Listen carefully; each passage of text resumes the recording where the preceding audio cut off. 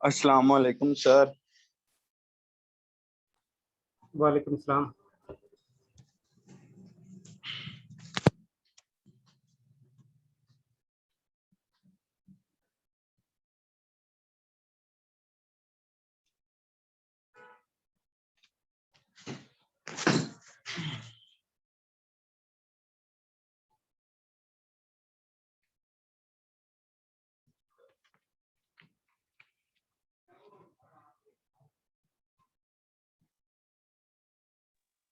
जी मैं चला जाता हूँ। अच्छा हाँ जी।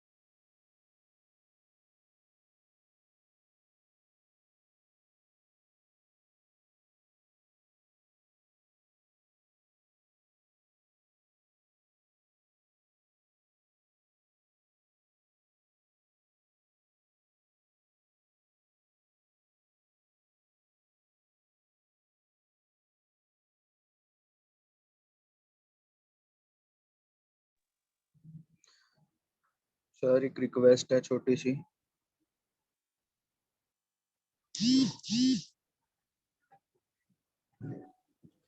जी अदनान। सर मुझे ना अर्जेंटली बैंक जाना था, तो इसलिए मैंने कहा सर अटेंडेंस लगा के मैं क्लास नहीं ले पाऊंगा आज। तो अदनान अभी आपकी 50 की स्ट्रेंथ है और हाफ स्टूडेंट भी नहीं आए हैं और अभी 1 मिनट हुआ है आप लोगों की क्लास को स्टार्ट हुआ है।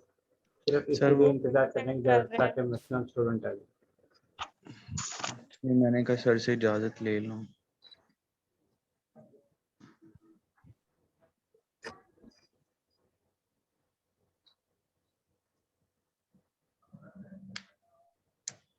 अटेंडेंस शुरू कर लेते हैं। Adnan Hasan, present sir.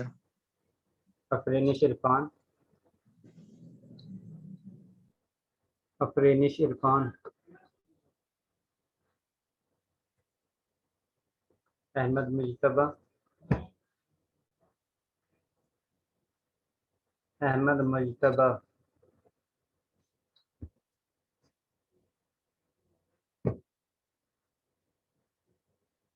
Ahmad Mujtaba, present sir. Ali Hasan, Ali Hasan, Aqsa Khurshid, present sir. Arfa Abrar, present sir. Arsalan Ali, Arsalan Ali, Ashan Ali, present sir. Bilal Taj, present sir. Bushra Ashraf, present sir. Tahmina Mumtaz, present sir. Fariya Shafiq, Fariya Shafiq, Hafiz Mohammad Huzaifa, Hafiz Mohammad Huzaifa, Hafiz Zeeshan Ali,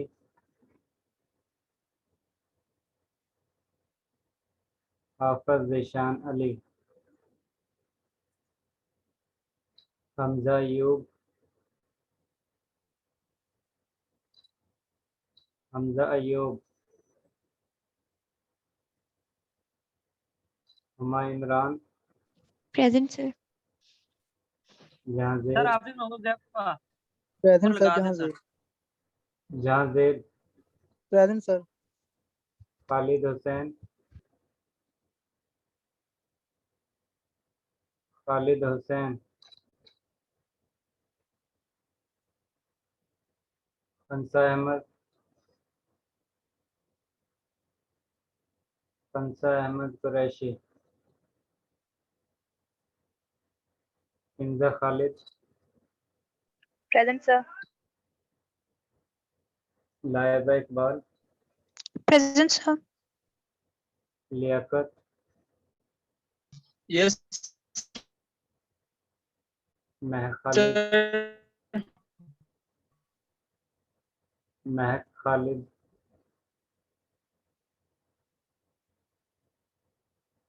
महक खालिद, मुबशरा यासीन,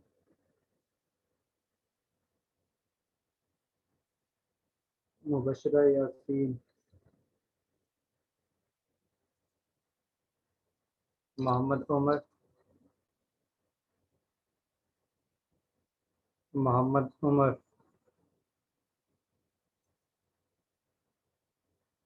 मोहम्मद तलहा,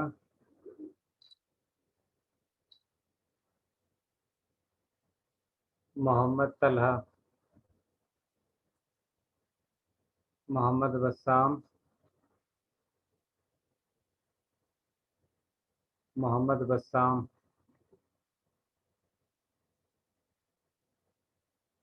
मोहम्मद अहमद रामे, Present, sir. Mohammad Arif, Present, sir. Mohammad Dawood, Present, sir. Mohammad Irfan,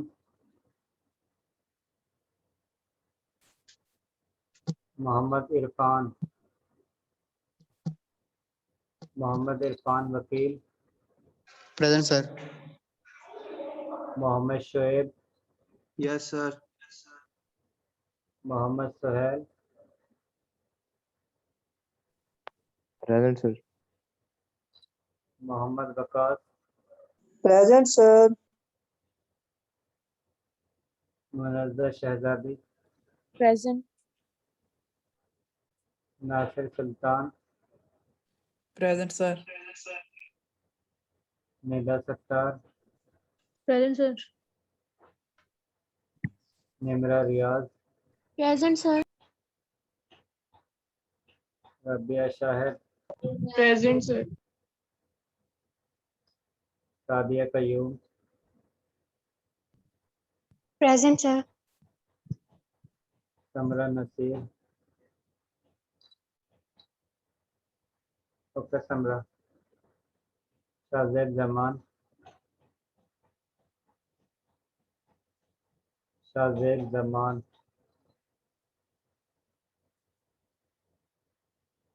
Shoaib Aslam, Present, sir.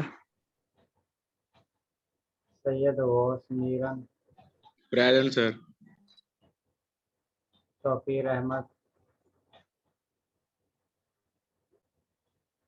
Tauqeer Present, sir. Ahmad, Present, sir. Tauseeq Haider, Present, sir.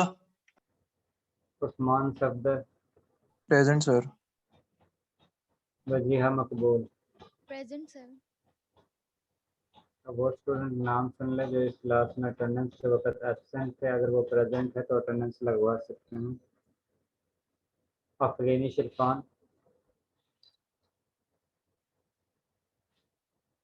Present, sir. Okay Afreen, Ali Hasan,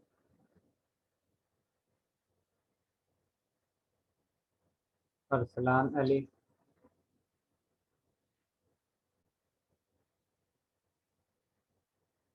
Faria Shafiq, Hafiz Mohammad Huzaifa, Present, sir. Hafiz Ishan Ali, Yes, sir. Hamza यूब,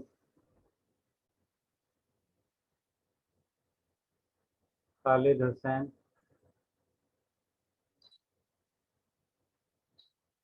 हंसा Ahmad, Present.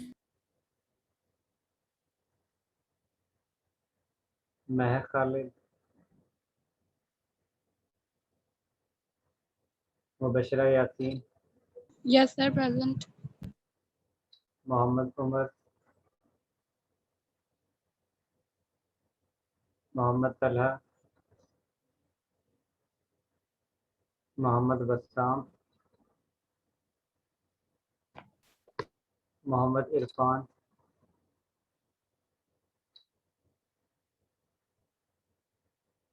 Shahzeb Zaman,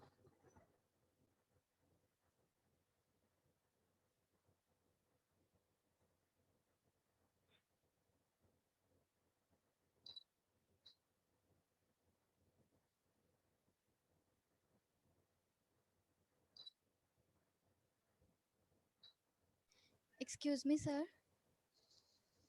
जी भाई है। Sir assignment की date extend कर दें kindly. Assignment की date extend नहीं होगी क्योंकि आपका फ्राइडे को मिड है। सर इस फ्राइडे को मिड है। आप लोगों का फ्राइडे को जो 11 से 12 बजे की क्लास होगी उसमें आप लोगों का मिड होगा। सर मिड के लिए तो थोड़ा सा टाइम ज्यादा दे दे सर। सर जी ट्यूसडे कर लो, मिड ट्यूसडे को।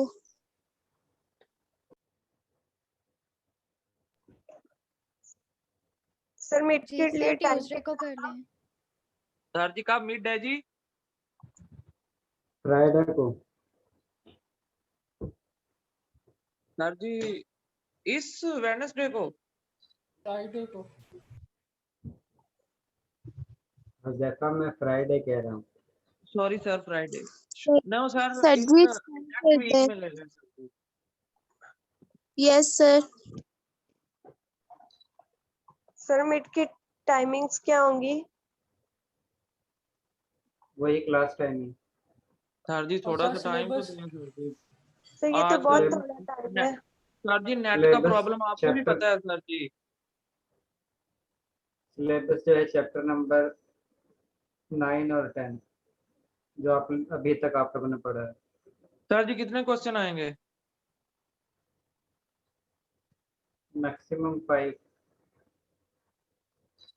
सर जी कम है क्लास का टाइम सर जी, 5 करने में भी टाइम लगता है और फिर सबमिट उसकी पीडीएफ फाइल बनाना और फिर सबमिट करवाना। सर उसको सर कंप्रेस करने में ही 5 मिनट लग जाते हैं। और सर जी उधर एलएमएस पे सिर्फ 3 MB की स्पेस दी हुई है सर जी, और 3 MB वो पहले कंप्रेस करनी पड़ती है फिर फाइल सेंड होती है जी।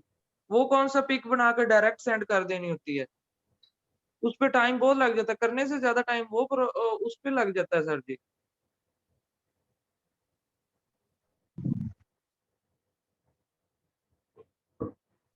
प्लीज सर थोड़ा सा कोऑपरेट करें सर, थोड़ा सा टाइम दे दें, बढ़ा दें। तो असल में क्लास का टाइम ही कम है, फिर आप लोगों की नेक्स्ट क्लास शुरू हो जाएगी। नो सर नेक्स्ट क्लास नहीं होगी, वो हम कर लेंगे सर जी उसका। वो टीचर से थोड़ी सी रिलैक्सेशन ले लेंगे हम। सर आप प्लीज कर दें। यस सर, काइंडली आप एक्सटेंड कर दे तो फिर हम सब्जेक्ट टीचर से बात कर लेंगे। वो मीट का वो टीचर्स भी एडजस्ट कर लेते हैं। मंडे को 8 बजे फ्री हो?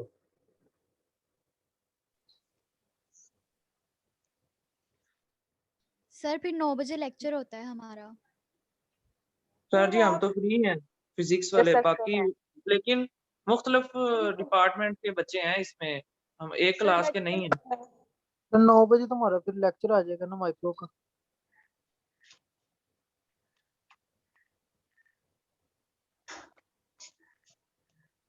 फिर फ्राइडे को ही 11 से 12 बजे आप लोगों का ये मिड होगा।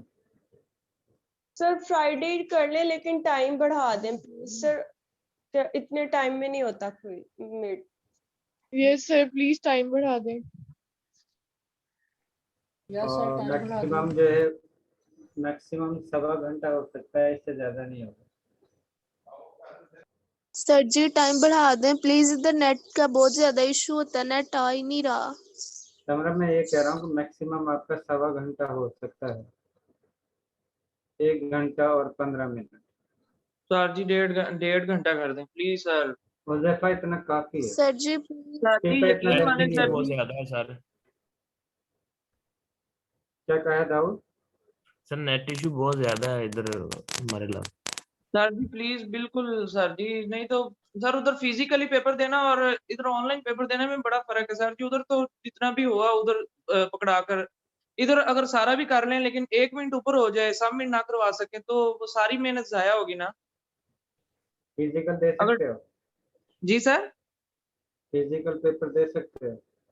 फिजिकल अगर यूनिवर्सिटी अलाउ करती है तो हम आ जाएंगे। इस चीज पे सारे एग्री हैं? No sir. आना कितों सर जी? नहीं सर सर जी अगर नहीं, यूनिवर्सिटी और गवर्नमेंट हम अलाउ इधर करती है आएंगे। तो तो इस रमजान में मैं बलूचिस्तान से नहीं आ सकता। अरे खुदा का खौफ करे ओ ज़ैफा अल्लाह दे नाई। आप लोगों सर में आप 1.25 घंटे का ही टाइम होगा और उसमें ही आप सर लोगों ने प्लीज पेपर सर सबमिट थोड़ा सा करवाना टाइम है दे और दो आप सर लोगों जी। का पेपर जो है फ्राइडे सर को 11 बजे, एग्जैक्ट 11 सर बजे शुरू हो जाएगा। आप थोड़ा सा टाइम बढ़ा दें सर। आप बहुत अच्छा पढ़ाते हैं लेकिन सर बहुत प्लीज स्ट्रिक्ट सर हैं कर सर। दें सर, थोड़ा सा टाइम दे दें सर जी। यकीन माने सर जी, इस इतने टाइम में नहीं होता। सर आपने कंप्लीट 15 मुश्किल। मिनट तो बढ़ा ही दिए, 15 सर मिनट 2 और घंटे बढ़ा दे दें। दें सर। सर प्लीज कर दें सर। 1 बजे तक का टाइम दे दें सर।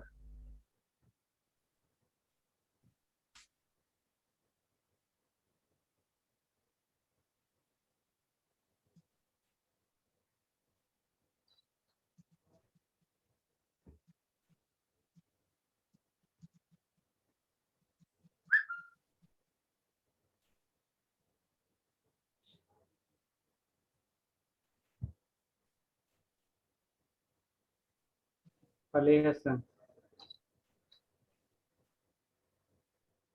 अली हसन,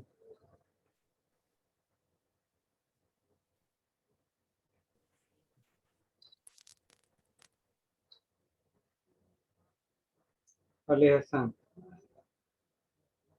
अली हसन की आज की एक्टिविटी में 0 मार्क्स हैं। इसके बाद नेक्स्ट है अशान अली।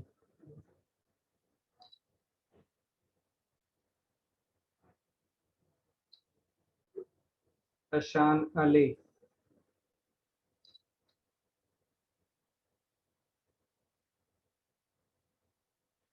अशान अली आपके भी आज की एक्टिविटी में 0 मार्क्स हैं। इसके बाद नेक्स्ट है हाफिज ज़ीशान अली।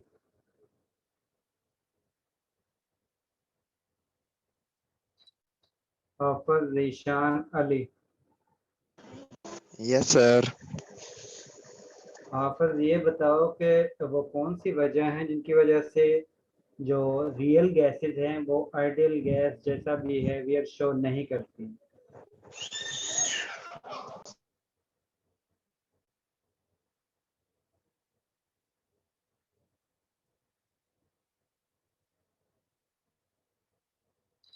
जी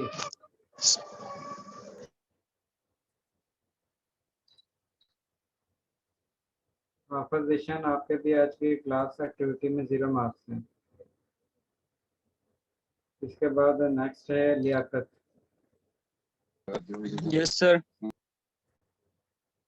लियाकत ये बताओ कि क्यों रियल गैसेस आइडियल गैस जैसा बिहेवियर शो नहीं करती?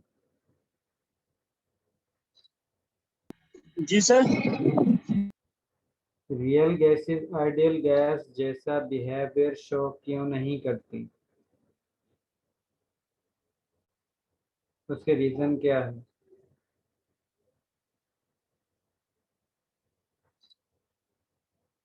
लियाकत आपके भी आज की क्लास एक्टिविटी में 0 मार्क्स हैं। इसके बाद मोहम्मद इरफान वकील।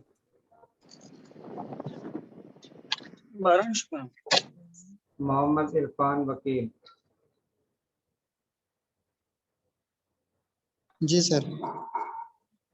जी आइडियल गैसेस जो है, सॉरी रियल गैसेस जो है वो आइडियल गैस जैसा बिहेवियर क्यों नहीं शो नहीं करती?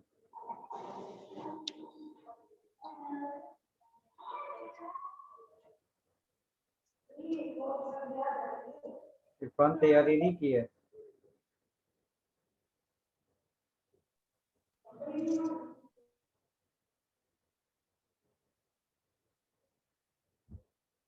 राबिया शाहिद। Yes sir. जी क्या रीजन है राबिया? सर रियल गैसेस जो है वो बिहेव नहीं करती आइडियल गैसेस के वजह, क्योंकि हाई प्रेशर और लो टेम्परेचर की वजह से,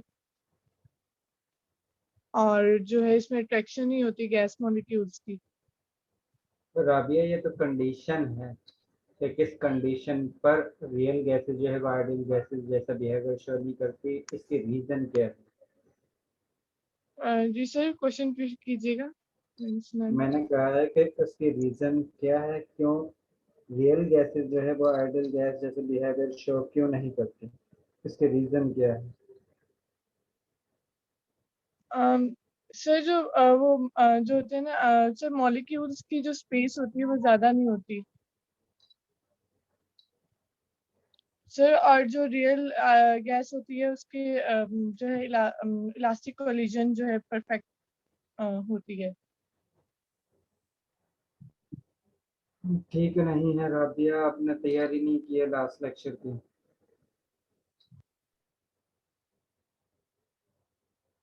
तौकीर अहमद।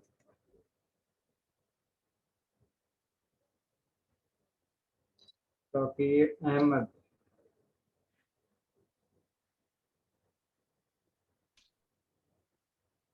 तौकीर।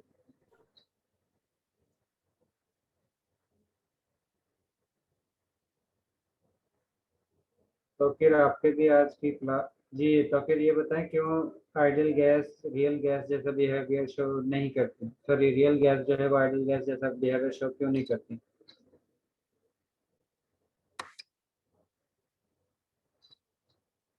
जी तौकीर।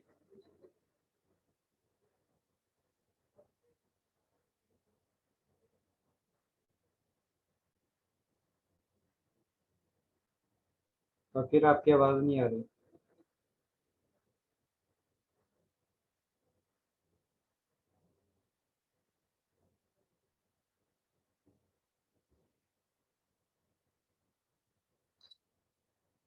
शेयर करता हूँ सर, उस वजह से सर वो उस आइडियल के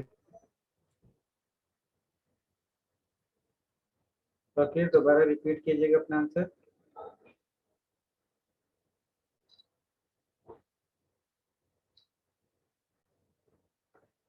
तो फिर मुझे लगता है आपकी तरफ से नेटवर्किंग का इशू है, आपकी आवाज नहीं आ रही है।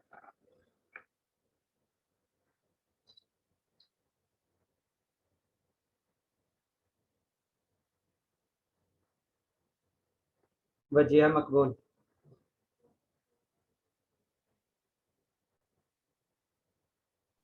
Yes sir. वजिया ये बताओ कि वो कौन सी वजह है जिसकी वजह से रियल गैसेस जो है आइडियल गैस जैसा बिहेवियर शो नहीं करती, अगर उसको बिकॉज हम उसमें मॉडिफिकेशन करें तो वो रियल गैस जैसा बिहेवियर शो कर सकती हैं? सर आई थिंक ये इसलिए नहीं बिहेव करती क्योंकि आइडियल गैस जो है, because ideal gas occupy no volume and so इसकी वजह से उनके अंदर अट्रैक्शन नहीं होती। अगर हम रियल गैसेस को देखा जाए तो उनका फाइनाइट वॉल्यूम भी होता है और वो एक दूसरे को अट्रैक्ट करते हैं, सो इसीलिए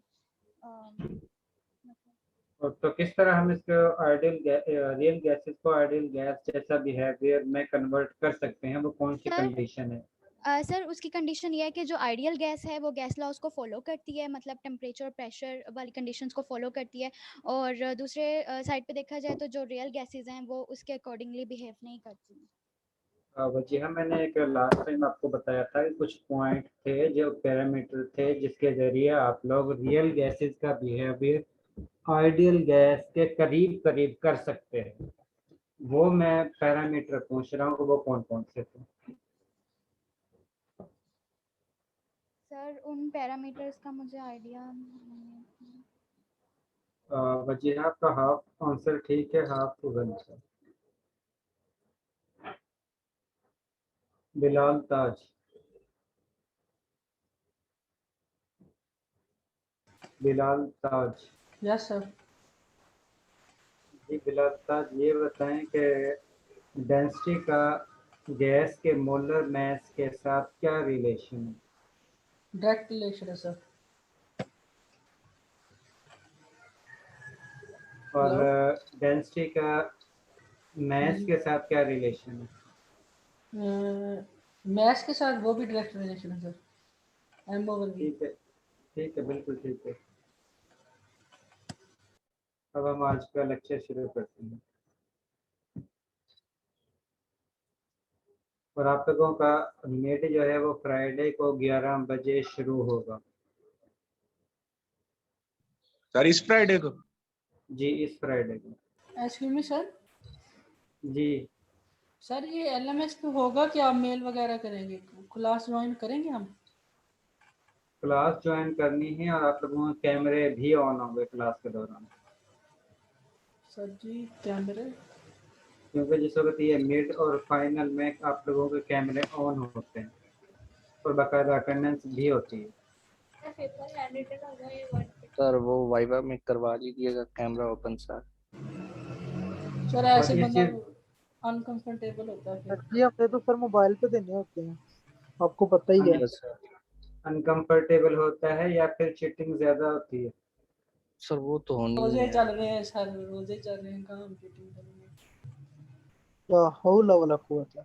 हम झूठ बोल सकते हैं स्टूडेंट ही तो बोलते हैं। सर। अस्तगफिरुल्लाह सर। जी आज का आप लोगों का जो चैप्टर है वो हम चीटिंग कहाँ करेंगे? रोजा है सर जी, आप समझे सर जी, कहाँ करेंगे चीटिंग? हमारे मुज़फ़्फ़र मैं समझ गया हूँ। जी सर। आज जो आप लोगों ने चैप्टर शुरू करना है वो चैप्टर नंबर 11 है और इसमें आप लोगों ने लास्ट चैप्टर में आप लोगों ने गैस मॉलिक्यूल के बिहेवियर के बारे में स्टडी किया था। इस चैप्टर में आप लोगों ने लिक्विड और सॉलिड मॉलिक्यूल के बिहेवियर के बारे में स्टडी करना है और इसके साथ ये स्टडी करना है कि सॉलिड, लिक्विड और गैस फेज में डिफरेंस, जिस तरह डेंसिटी का डिफरेंस है, वॉल्यूम का डिफरेंस है, इस तरह जो पैरामीटर हैं जिनके जरिए आप लोग डिफरेंशिएट कर सकते हो, इसके बारे में आप लोगों ने स्टडी करना। सबसे पहले है कि आप लोगों का पास जब भी सॉलिड और लिक्विड की बात करते हो तो सॉलिड और लिक्विड की डेंसिटी गैस मॉलिक्यूल की निस्बत ज़्यादा होती है और उसकी रीज़न ये है क्योंकि मॉलिक्यूल एक दूसरे के ज़्यादा करीब होते हैं और आप लोगों ने पढ़ा था कि जितना मॉलिक्यूल के दरमियान स्पेस कम होगी, फासला कम होगा, उतनी ही मॉलिक्यूल की डेंसिटी ज़्यादा होगी, मटेरियल की डेंसिटी ज़्यादा होगी। और जिस वक्त हम सॉलिड, लिक्विड और गैस को कंपेयर करते हैं तो उस कंडीशन में सॉलिड और लिक्विड के मॉलिक्यूल के दरमियान स्पेस बहुत कम होती है और गैस के मॉलिक्यूल के दरमियान स्पेस जो है वो बहुत ज़्यादा होती है। इसलिए हम कहते हैं सॉलिड और लिक्विड मॉलिक्यूल की डेंसिटी गैसेस की निस्बत ज़्यादा होती है। लेकिन जिस वक्त हम कंपेयर करते हैं सॉलिड और लिक्विड मॉलिक्यूल को तो उस कंडीशन में जनरली डेंसिटी जो है वो सॉलिड मटेरियल की ज़्यादा होती है एज कंपेयर टू लिक्विड के। जर्नली है, ये कंपलसरी नहीं है, लेकिन कुछ ऐसे भी केस हैं जिसमें लिक्विड मॉलिक्यूल के दरमियान सॉलिड की निस्बत ज़्यादा डेंसिटी होती है। जिस तरह आप लोग वाटर की एग्जांपल लेते हो, वाटर जो है लिक्विड फॉर्म में आइस की निस्बत ज़्यादा डेंसिटी रखता है। अब क्यों रखता है? क्योंकि मॉलिक्यूल के दरमियान स्पेस जो है वो बहुत ज़्यादा होती है। ये आप लोगों के सामने पिक्चर दी हुई है। जिस वक्त वाटर जो है आइस फॉर्म में है उस कंडीशन में उसके अरेंजमेंट ये है और उनके दरमियान ये आप लोगों को स्पेस जो है वो नज़र आ रही है। इसी तरह इन मॉलिक्यूल के दरमियान ये स्पेस मौजूद है। ये उस कंडीशन में है जिस वक्त वाटर जो है आइस फॉर्म में एग्जिस्ट करता है। लेकिन ये वाली पिक्चर वो है जिस वक्त मॉलिक्यूल वाटर जो है वो लिक्विड फॉर्म में एग्जिस्ट करता है। अब आप लोग देखते हो कि इसके दरमियान जो स्पेस है मॉलिक्यूल के दरमियान और सॉलिड फेज में मॉलिक्यूल के दरमियान जो स्पेस है उसमें सॉलिड फेज में स्पेस ज़्यादा है मॉलिक्यूल के दरमियान। इसी वजह से वाटर जो है आइस फॉर्म में जिस वक्त कन्वर्ट होता है तो उस कंडीशन में मॉलिक्यूल के दरमियान स्पेस ज़्यादा हो जाती है और उस स्पेस की वजह से मॉलिक्यूल की डेंसिटी जो है वो डिक्रीज हो जाती है, क्योंकि मॉलिक्यूल के दरमियान स्पेस ज़्यादा है और मॉलिक्यूल एक दूसरे से ज़्यादा डिस्टेंस पर जो है एग्जिस्ट करते हैं, और उस वजह से मॉलिक्यूल का वॉल्यूम जो है सॉलिड फेज में इंक्रीज हो जाता है as compare to liquid phase के। और जिस वक्त मॉलिक्यूल के दरमियान स्पेस जनरेट होती है तो उस कंडीशन में उसकी डेंसिटी जो है वो डिक्रीज हो जाती है। यही वजह है कि जब भी आप लोग वाटर को और आइस को कंपेयर करते हो तो वाटर लोअर होता है और आइस जो है वाटर के ऊपर फ्लो कर रही होती है, तैर रही होती है, क्योंकि आइस की जो डेंसिटी है वो कम होती है और वाटर की डेंसिटी ज़्यादा होती है। लेकिन जिस वक्त हम बात करते हैं वाटर के वेपर फेज में, तो उस कंडीशन में मॉलिक्यूल के दरमियान बहुत ही ज़्यादा डिस्टेंस होता है, और डिस्टेंस ज़्यादा होने की वजह से उसकी डेंसिटी जो है और भी ज़्यादा कम हो जाती है। वाटर के गैस फेज में डेंसिटी की वैल्यू जो है वो 5.90 इंटू 10⁻⁻⁴ ग्राम पर सेंटीमीटर क्यूब। लेकिन जिस वक्त हम लिक्विड फेज में इसकी वैल्यू कैलकुलेट करते हैं तो हमारे पास यही वैल्यू जो है वो 0.998 ग्राम पर सेंटीमीटर क्यूब हासिल होती है। और जिस वक्त हम डेंसिटी कैलकुलेट करते हैं आइस की सॉलिड फेज में, तो उस कंडीशन में इसकी वैल्यू हमारे पास हासिल होती है 0.917। तो ये रीडिंग इंडिकेट करती है कि डेंसिटी जो है वो लिक्विड की वाटर के लिक्विड फेज में सबसे ज़्यादा है, उसके बाद सॉलिड फेज में है, और सबसे कम डेंसिटी जो है वो गैस फेज में होती है।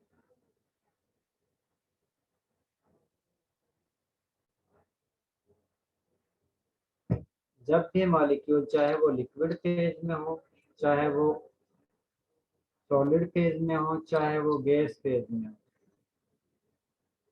मॉलिक्यूल्स जो हैं वो कंटिन्यूअस हरकत में होते हैं। मॉलिक्यूल्स के अंदर एनर्जी मौजूद होती है और उस एनर्जी को हम ज़्यादा कर सकते हैं जिस वक्त हम उसके फेज को चेंज करते हैं। यानी कि अगर हम सॉलिड को लिक्विड फेज में कन्वर्ट करते हैं तो बेसिकली हम टेम्परेचर प्रोवाइड करते हैं। और आप लोगों ने स्टडी किया था काइनेटिक मॉलिक्यूलर थ्योरी के मुताबिक टेम्परेचर जो है मॉलिक्यूल की काइनेटिक एनर्जी के डायरेक्टली प्रोपोर्शनल होता है। इसका मतलब है कि जिस वक्त आप लोग टेम्परेचर को इंक्रीज करोगे उस कंडीशन में मॉलिक्यूल की काइनेटिक एनर्जी इन्हांस होगी, और जिस वक्त मॉलिक्यूल की काइनेटिक एनर्जी इंक्रीज होगी इसका मतलब है कि वो ज़्यादा फोर्स के साथ ज़्यादा मूवमेंट शो करेंगे उनकी, क्योंकि वेलोसिटी इंक्रीज हो रही है। इसीलिए हम कहते हैं जब भी टेम्परेचर इंक्रीज करेंगे या सॉलिड से लिक्विड फेज में कन्वर्ट करेंगे तो उस कंडीशन में मॉलिक्यूल की काइनेटिक एनर्जी इंक्रीज होगी, और काइनेटिक एनर्जी इंक्रीज करने का मतलब है कि उनकी मूवमेंट ज़्यादा होगी। और जिस वक्त हम मॉलिक्यूल को लिक्विड फेज से गैस फेज में कन्वर्ट करते हैं तो उस कंडीशन में हम और ज़्यादा एनर्जी प्रोवाइड करते हैं in the form of temperature. और जिस वक्त हम टेम्परेचर को इंक्रीज करते हैं तो उस कंडीशन में मॉलिक्यूल की काइनेटिक एनर्जी और ज़्यादा इंक्रीज होती है। और ये फेज चेंज होना डिपेंड करता है कि आप लोग कितना टेम्परेचर प्रोवाइड करते हो, प्लस जो मॉलिक्यूल हैं उनके दरमियान कितनी इंटरमॉलिक्यूलर फोर्सेस मौजूद हैं। जिस वक्त काइनेटिक एनर्जी मॉलिक्यूल की इंटरमॉलिक्यूलर फोर्सेस पर डोमिनेट आती हैं तो उस कंडीशन में ही मॉलिक्यूल सॉलिड से लिक्विड फेज में और लिक्विड फेज से गैस फेज में कन्वर्ट होते हैं।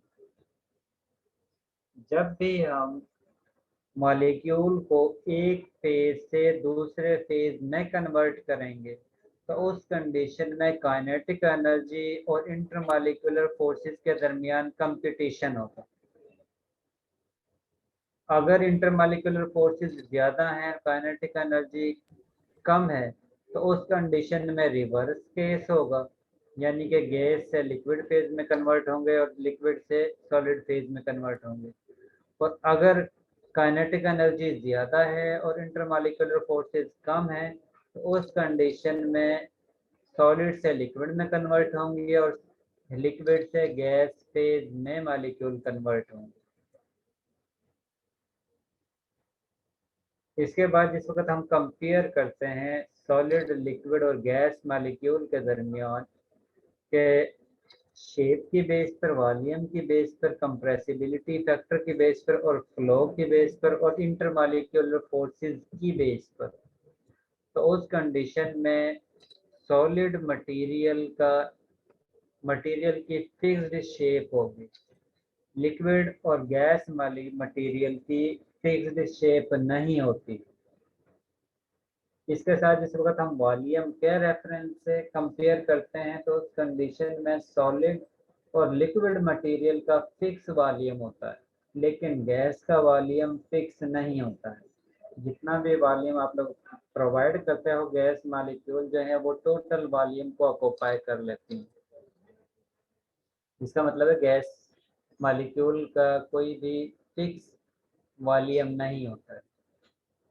इसके बाद जिस वक्त हम कंपेयर करते हैं सॉलिड, लिक्विड और गैस के दरमियान कि ये प्रेशर को बियर कर सकती हैं या नहीं कर सकती, तो उस कंडीशन में सॉलिड और लिक्विड मटेरियल जो है वो प्रेशर को बियर कर सकती हैं, लेकिन गैस मॉलिक्यूल जो है वो बियर नहीं कर सकती। जिस वक्त आप लोग प्रेशर अप्लाई करते हो गैस मॉलिक्यूल के दरमियान तो उस कंडीशन में क्योंकि मॉलिक्यूल के दरमियान स्पेस बहुत ज़्यादा होती है तो उस कंडीशन में मॉलिक्यूल एक दूसरे के ज़्यादा करीब आना शुरू हो जाते हैं और उस कंडीशन में वॉल्यूम जो है वो डिक्रीज होता है। और वॉल्यूम डिक्रीज होने का मतलब है कि अगर आप लोग एक्सटर्नल प्रेशर अप्लाई कर रहे हो तो उस कंडीशन में वो कंप्रेस हो रहे हैं, मॉलिक्यूल एक दूसरे के करीब आ रहे हैं और इसी फैक्टर को हम कंप्रेसिबिलिटी कहते हैं। लेकिन लिक्विड फेज और सॉलिड फेज में मॉलिक्यूल ऑलरेडी एक दूसरे के करीब होते हैं, इसी वजह से वो प्रेशर को बियर कर सकते हैं। जिस वक्त हम मूवमेंट की बात करते हैं, फ्लो की बात करते हैं, तो उस कंडीशन में सॉलिड मॉलिक्यूल जो है वो मूव या फ्लो नहीं कर सकते, उनकी मोशन होती है लेकिन फ्रीली जो मूवमेंट है, फ्लो है, वो नहीं होता है सॉलिड मॉलिक्यूल का। लेकिन लिक्विड और गैस के मॉलिक्यूल जो हैं वो फ्लो कर सकते हैं। और जिस वक्त हम बात करते हैं इंटरमॉलिक्यूलर फोर्सेस की, तो उस कंडीशन में सॉलिड मॉलिक्यूल के दरमियान सबसे ज़्यादा फोर्स ऑफ इंट्रैक्शन होती है, उसके बाद लिक्विड मॉलिक्यूल के दरमियान होती है और सबसे कम इंटरमॉलिक्यूलर फोर्सेस जो हैं वो गैस मॉलिक्यूल के दरमियान होती है।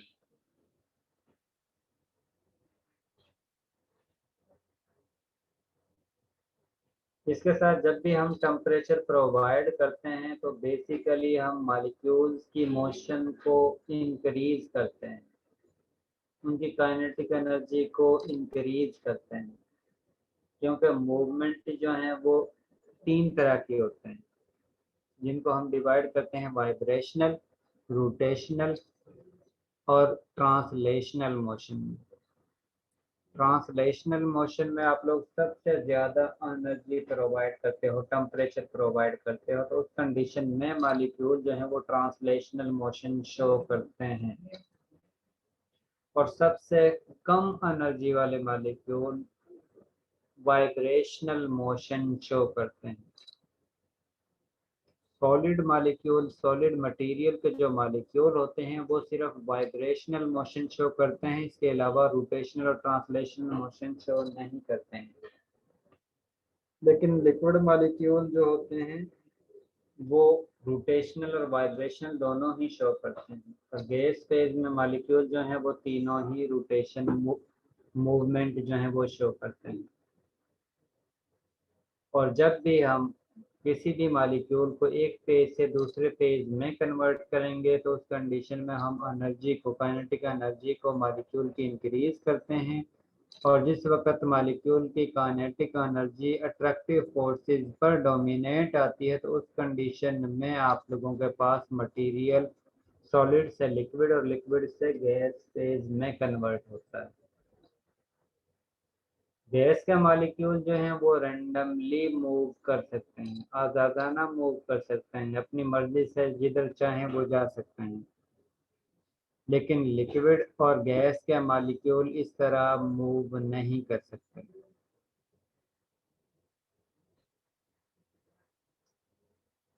इसके बाद जिस वक्त हम सॉलिड मटेरियल की प्रॉपर्टी का स्टडी करते हैं तो उस कंडीशन में मॉलिक्यूल जो हैं वो एक दूसरे के साथ फिक्स होते हैं, मॉलिक्यूल एक दूसरे के साथ क्लोजली पैक्ड होते हैं, और मॉलिक्यूल की मोशन जो है उसको हम वाइब्रेटरी मोशन कहते हैं। मॉलिक्यूल्स एक दूसरे के करीब होने की वजह से प्रेशर को बियर कर सकते हैं। इसका मतलब है कि वो मज़ीद कंप्रेस नहीं हो सकते क्योंकि उनके दरमियान स्पेस मौजूद ना होने के बराबर होती है। मॉलिक्यूल मैक्सिमम एक दूसरे के करीब होते हैं, इसी वजह से वो प्रेशर को बियर कर सकते हैं। और मॉलिक्यूल की डेफिनेट शेप और वॉल्यूम होता है। सॉलिड मटेरियल का डेफिनेट शेप और डेफिनेट वॉल्यूम होता है। इसके बाद सॉलिड मटेरियल को हम डिफरेंट टाइप में डिवाइड करते हैं। मेन जो टाइप हैं वो दो हैं, एक को हम कहते हैं क्रिस्टलाइन सॉलिड और दूसरी को हम कहते हैं अमॉर्फस सॉलिड। क्रिस्टलाइन सॉलिड में हम उन सॉलिड को रखते हैं जिसमें मॉलिक्यूल्स या एटम जो हैं वो एक स्पेसिफिक ऑर्डर के साथ एक दूसरे के साथ अटैच होते हैं, उनकी अरेंजमेंट का एक स्पेसिफिक पैटर्न होता है। उन सॉलिड को हम क्रिस्टलाइन सॉलिड का नाम देते हैं। जिस तरह आप लोगों का मिड जो है अगर ऑन कैंपस होता तो उस कंडीशन में अगर आप लोग रोल नंबर वाइज बैठते हो तो उस कंडीशन में आप लोगों का एक स्पेसिफिक ऑर्डर है कि पहले 1 नंबर का बैठेगा, उसके बाद सेकंड का, फिर थर्ड का, फिर फोर्थ का, फिर फिफ्थ का।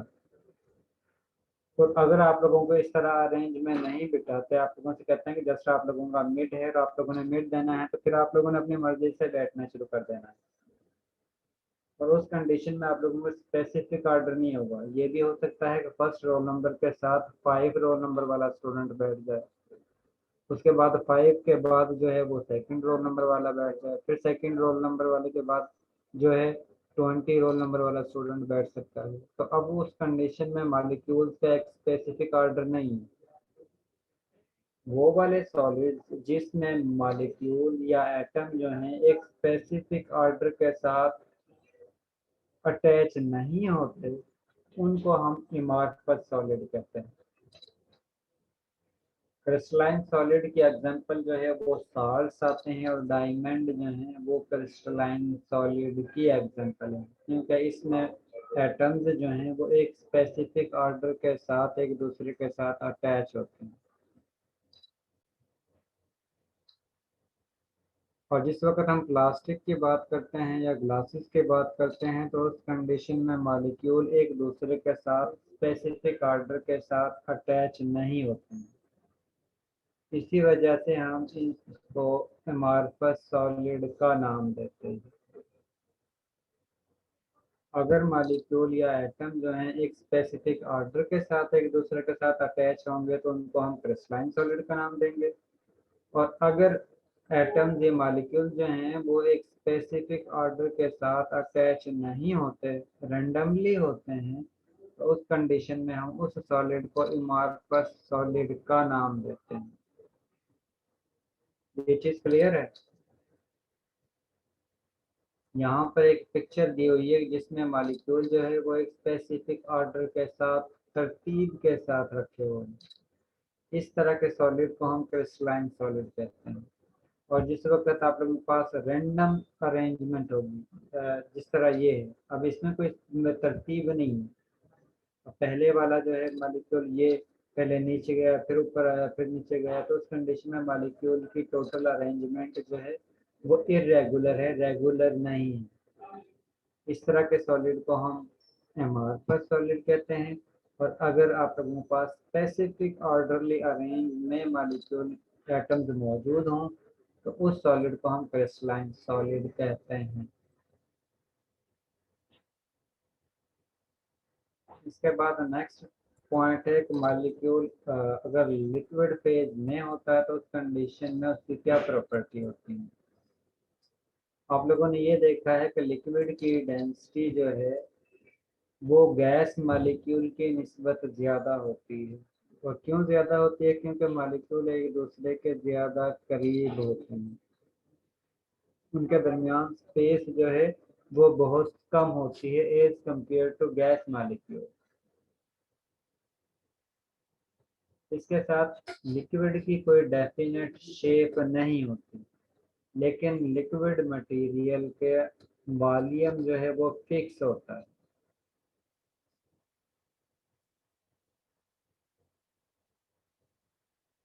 जिस वक्त हम कंपेयर करते हैं लिक्विड मटेरियल को गैस के साथ on the basis of compressibility factor, तो उस कंडीशन में जिस वक्त हम एक्सटर्नल प्रेशर अप्लाई करते हैं तो लिक्विड मॉलिक्यूल का वॉल्यूम चेंज नहीं होता है। ये आप लोगों के पास फर्स्ट जो पिक्चर दो शो की हुई है, इसमें एक्सटर्नल फोर्स एक्सटर्नल प्रेशर जो है वो अप्लाई कर रहे हैं, लेकिन करने के बाद मॉलिक्यूल जो हैं अपनी उसी हालत में मौजूद हैं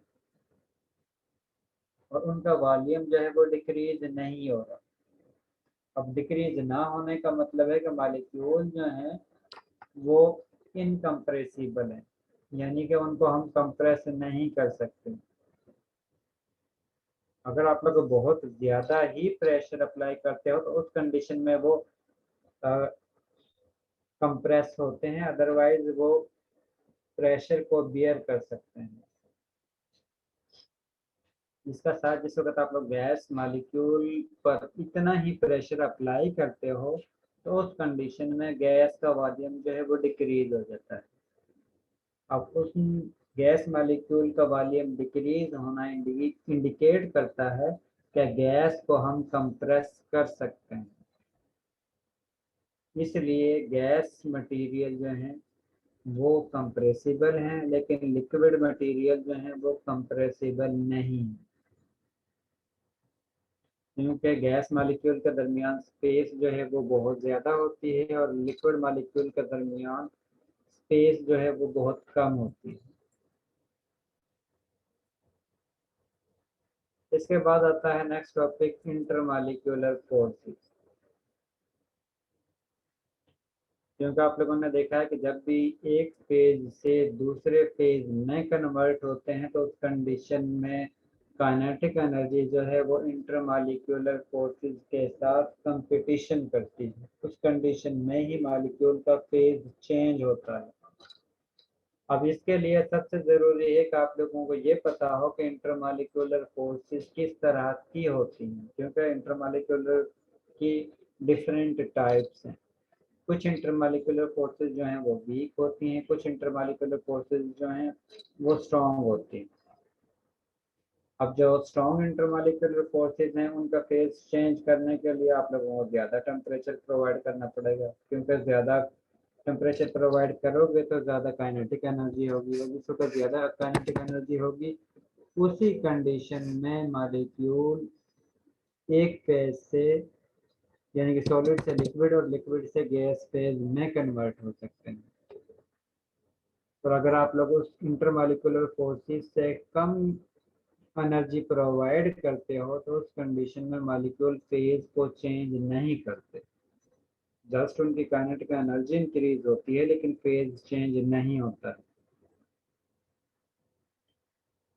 अब इसमें इंटरमॉलिक्यूलर फोर्सेस होती किस तरह की हैं और किस तरह आप लोग आइडेंटिफाई कर सकते हो। इसमें सबसे पहला है आयन आयन के दरमियान फोर्स ऑफ इंट्रैक्शन होती है। तो जिस तरह सोडियम आयन है, क्लोराइड आयन है, तो इस तरह इन दोनों के दरमियान जो इंट्रैक्शन है उसको हम आयन आयन इंट्रैक्शन कहते हैं। इसके साथ आप लोगों के पास इस तरह की भी इंट्रैक्शन हो सकती है कि जिसमें एक मॉलिक्यूल जो है वो पोलर हो। पोलर मीन जिसमें एक पार्ट पर पार्शियल पॉजिटिव चार्ज हो, एक पार्ट पर पार्शियल नेगेटिव चार्ज हो। जिस तरह आप लोगों के पास HCl है।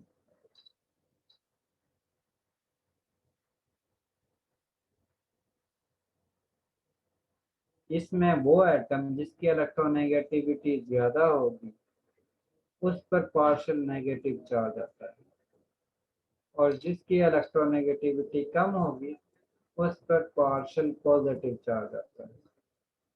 अब इस केस में क्लोरीन की इलेक्ट्रोनेगेटिविटी हाइड्रोजन की निस्बत ज्यादा है, और इसी वजह से क्लोरीन पर पार्शियल नेगेटिव चार्ज आता है और हाइड्रोजन पर पार्शियल पॉजिटिव चार्ज आता है। अब ऐसे मॉलिक्यूल को हम कहते हैं पोलर, जिस पर पार्शियल पॉजिटिव और पार्शियल नेगेटिव चार्ज होता है। और अगर इस पार्शियली पॉजिटिव पोलर पार्ट को या पार्शियली नेगेटिव पोलर पार्ट को अगर कोई आयन अपनी तरफ इंटरेक्ट करता है तो इस इंटरेक्शन को हम आयन डाइपोल इंटरेक्शन कहते हैं। सपोज कि आप लोगों के पास ये सोडियम आयन है। अब ये सोडियम आयन जो है वो इस पोलर पार्ट में से क्लोरीन को अपनी तरफ इंटरेक्ट करता है। अब इस इंटरेक्शन को हम आयन डाइपोल इंटरेक्शन कहते हैं, क्योंकि ये इंटरेक्शन जो है वो आयन के दरमियान और डाइपोल मॉलिक्यूल के दरमियान। और अगर आप लोगों के पास ये केस हो कि आप लोगों के पास दोनों ऐसे कम मॉलिक्यूल हों जिनमें पार्शियल पॉजिटिव और पार्शियल नेगेटिव चार्ज है, तो उस कंडीशन में जो इंटरेक्शन होती है उसको हम डाइपोल डाइपोल इंटरेक्शन कहते हैं। फॉर एग्जांपल आप लोगों के पास यही HCl के हम एग्जांपल लेते हैं, और HCl के आपके पास दो मॉलिक्यूल और हर मॉलिक्यूल में से क्लोरीन पर जो है वो पार्शियल नेगेटिव चार्ज है और हाइड्रोजन पर पार्शियल पॉजिटिव चार्ज है। तो इस केस में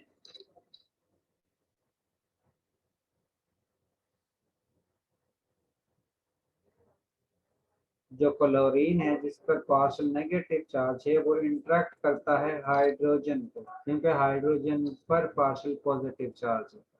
और आप लोगों को पता है कि अपोजिट चार्ज ही एक दूसरे को इंटरेक्ट करते हैं, सेम चार्जेस एक दूसरे को इंटरेक्ट नहीं करते बल्कि रिपेल करते हैं। और इसमें इस तरह के इंटरेक्शन को हम डाइपोल डाइपोल इंटरेक्शन कहते हैं। जो इंटरेक्शन ऐसे मॉलिक्यूल के दरमियान हो जिन पर पार्शियल पॉजिटिव और पार्शियल नेगेटिव चार्ज, और पोलर मॉलिक्यूल वो होगा जिन एटम की इलेक्ट्रोनेगेटिविटी का डिफरेंस जो है वो 0.4 से लेकर 1.7 की रेंज में होगा। अगर इलेक्ट्रोनेगेटिविटी डिफरेंस दोनों एटम के दरमियान कंपेयर करते हैं तो उनका रिजल्ट अगर 0.4 से लेकर 1.7 तक आता है तो उस कंडीशन में मॉलिक्यूल पोलर होगा। अगर इससे कम डिफरेंस है, इलेक्ट्रोनेगेटिविटी का डिफरेंस जो है वो 0.0 से लेकर 0.3 तक है, तो उस कंडीशन में मॉलिक्यूल जो है वो नॉन पोलर होगा। और उस कंडीशन में हम मॉलिक्यूल पर पार्शियल पॉजिटिव और पार्शियल नेगेटिव चार्ज नहीं लिखते हैं। पार्शियल पॉजिटिव और पार्शियल नेगेटिव चार्ज उस कंडीशन में ही लिखेंगे जिस वक्त इलेक्ट्रोनेगेटिविटी का डिफरेंस 0.4 से लेकर 1.7 तक होगा। और जितना इलेक्ट्रोनेगेटिविटी डिफरेंस ज्यादा होगा उतना ही पार्शियल पॉजिटिव और पार्शियल नेगेटिव चार्ज भी ज्यादा होगा। और जितना पार्शियल पॉजिटिव और पार्शियल नेगेटिव चार्ज ज्यादा होगा उतनी ही इंटरेक्शन पॉजिटिव और नेगेटिव टर्मिनल के दरमियान ज्यादा हो। इसका मतलब है अगर इलेक्ट्रोनेगेटिविटी डिफरेंस ज्यादा है तो उस कंडीशन में उनके दरमियान इंटरेक्शन जो है डाइपोल डाइपोल इंटरेक्शन जो है वो भी ज्यादा स्ट्रॉन्ग होगी। इसके बाद नेक्स्ट टाइप है हाइड्रोजन बॉन्डिंग। और हाइड्रोजन बॉन्डिंग उस कंडीशन में होती है जिसमें हाइड्रोजन एटम जो है वो डायरेक्टली अटैच होता है या तो ऑक्सीजन एटम के साथ, या फ्लोरीन एटम के साथ, या नाइट्रोजन एटम के साथ।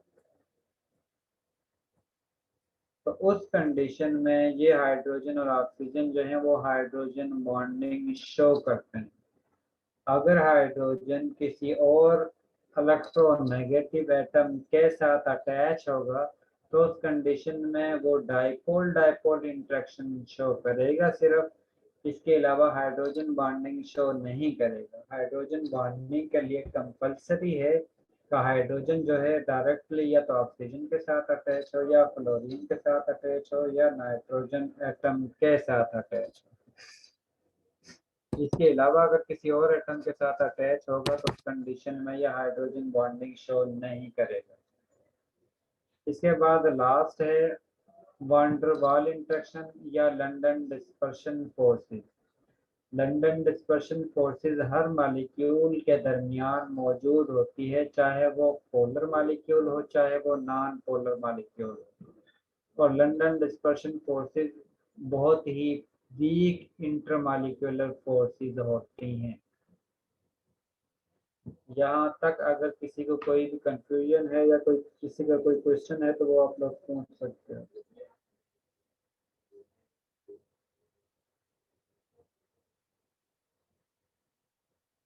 सर वैन डर वाल फोर्सेस का बता दें।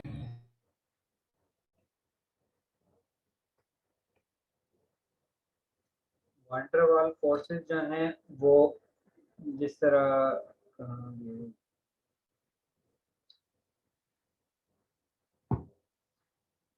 इथेन मॉलिक्यूल की बात करते हो, ये कार्बन, ये कार्बन, ये हाइड्रोजन, ये हाइड्रोजन और ये हाइड्रोजन।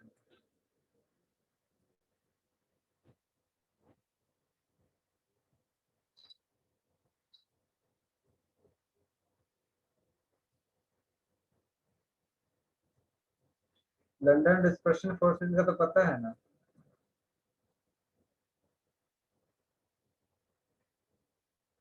आंसर सर बता देंगे तो।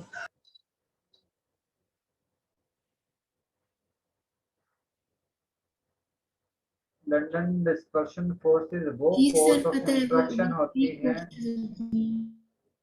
वो फोर्स ऑफ इंट्रैक्शन होती हैं जो किसी स्पेसिफिक बहुत ही शॉर्ट टाइम ड्यूरेशन में जिस वक्त नॉन पोलर मॉलिक्यूल में पोलैरिटी इंड्यूस होती है, यानी कि नॉन पोलर मॉलिक्यूल है लेकिन बहुत ही शॉर्ट टाइम इंटरवल के लिए उसमें पार्शियल पॉजिटिव और पार्शियल नेगेटिव चार्ज जनरेट होता है और उस वजह से मॉलिक्यूल के दरमियान इंटरेक्शन होगी, उसको हम लंदन डिस्पर्शन फोर्सेस कहते हैं। वैन डर वाल इंटरेक्शन, ये जो आप लोगों के पास बॉन्ड बनते हैं, अब आप लोगों को पता है कि ये बॉन्ड जो है वो इलेक्ट्रॉन की वजह से बनते हैं और इन इलेक्ट्रॉन को न्यूक्लियस अपनी तरफ अट्रैक्ट करता है। यानी कि ये जो न्यूक्लियस है ये इस इलेक्ट्रॉन को अपनी तरफ अट्रैक्ट कर रहा है, इसके साथ इस इलेक्ट्रॉन को भी अपनी तरफ अट्रैक्ट कर रहा है, जिसकी वजह से ये दोनों कंबाइन होकर बॉन्ड बनाते हैं। अब बेसिकली ये न्यूक्लियस का इस हाइड्रोजन को इलेक्ट्रॉन की वजह से अपनी तरफ इंटरेक्ट करना वैन डर वाल इंटरेक्शन कहलाता है। या ये कह लो कि इस इलेक्ट्रॉन को ये हाइड्रोजन जो है इसका न्यूक्लियस भी है, वो न्यूक्लियस भी कोशिश करता है कि इस इलेक्ट्रॉन को अपनी तरफ अट्रैक्ट कर ले। तो इस हाइड्रोजन के इस इलेक्ट्रॉन को अपनी तरफ इंटरेक्ट करना जो है वो वैन डर वाल इंटरेक्शन कहलाता है, कि जिसकी वजह से किसी एक एटम दूसरे एटम को इलेक्ट्रॉन की वजह से अपनी तरफ अट्रैक्ट करता है, उसको हम वैन डर वाल इंटरेक्शन कहते हैं। और वंडरवाल इंटरेक्शन और लंदन डिस्पर्शन फोर्सेस जो हैं वो वीक फोर्स ऑफ इंटरेक्शन होती हैं। आज के लिए इतना ही काफ़ी है, बाकी जो हम नेक्स्ट क्लास में पढ़ेंगे। और आप लोगों को फ्राइडे को 11 बजे की जो क्लास है उसमें क्विज होगा, सॉरी मिड होगा जी। सर हाइड्रोजन को कैसे ट्रैक कर सकते हैं? हाइड्रोजन की बात नहीं कर रहा, हाइड्रोजन के इलेक्ट्रॉन को। जब भी हाइड्रोजन के दरमियान बॉन्ड होता है ना, जिस वक्त इनके दरमियान इंटरेक्शन होती है, तो जिस तरह ये हाइड्रोजन है, इसका इलेक्ट्रॉन मौजूद है, ये दूसरा हाइड्रोजन है, इसका भी एक इलेक्ट्रॉन है। अब इसका न्यूक्लियस जो है वो इस इलेक्ट्रॉन को अपनी तरफ अट्रैक्ट करता है, न्यूक्लियस को अट्रैक्ट नहीं करता है, इलेक्ट्रॉन को अट्रैक्ट करता है। और जिस वक्त ये बॉन्ड बनाए होते हैं उस कंडीशन में भी इसका न्यूक्लियस इसके इलेक्ट्रॉन को अपनी तरफ अट्रैक्ट करने की कोशिश करता है, और वो कोशिश करता है कि ये जो है मेरे साथ अटैच हो जाए, और इस इंटरेक्शन को हम वैन डर वाल इंटरेक्शन कहते हैं। जी आंसर क्लियर हुआ है? जी सर।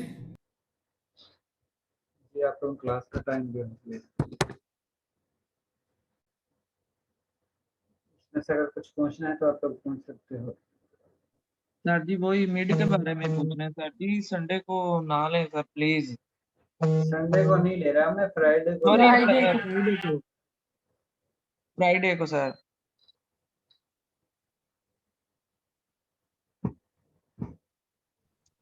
सर नेक्स्ट वीक में कर लें सर प्लीज। अटेंडेंस वाला अटेंडेंस लगवा दें। फ्राइडे को अली हसन हुज़ैफा, आपके क्लास में क्लैश काफी आ जाते हैं, तो फिर वो एक जो क्लास की टाइमिंग है उसमें फिर चलने दो। सर नेक्स्ट फ्राइडे को ले लें। नेक्स्ट क्लास में ले लेना, मतलब नेक्स्ट वीक में ले लें। सर इसी में ठीक है, बस आप टाइम बढ़ा दें। आप लोगों को फ्राइडे को ही क्लास टाइमिंग में मिड होगा। अली हसन, अली हसन, अली हसन क्लास को छोड़कर चला गया है?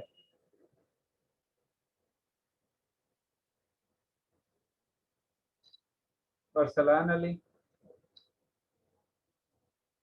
अरसलान अली, ओके अरसलान आपकी अटेंडेंस हो चुकी है। हमजा अयूब, खालिद हुसैन, महक खालिद, मोहम्मद उमर, मोहम्मद उमर आपकी भी अटेंडेंस हो गई है। Thank you sir. Mohammad Talha, present sir. मैं खालिद, ठीक है आपकी अटेंडेंस हो गई है। तलहा है? जी सर। ठीक है तलहा आपकी भी अटेंडेंस हो गई है। Mohammad Bassam, Mohammad Irfan, Shahzeb Zaman, yes sir present. Shahzeb आपकी भी अटेंडेंस हो चुकी है। अब आप लोग लिख कर सकते हैं। अल्लाह हाफिज।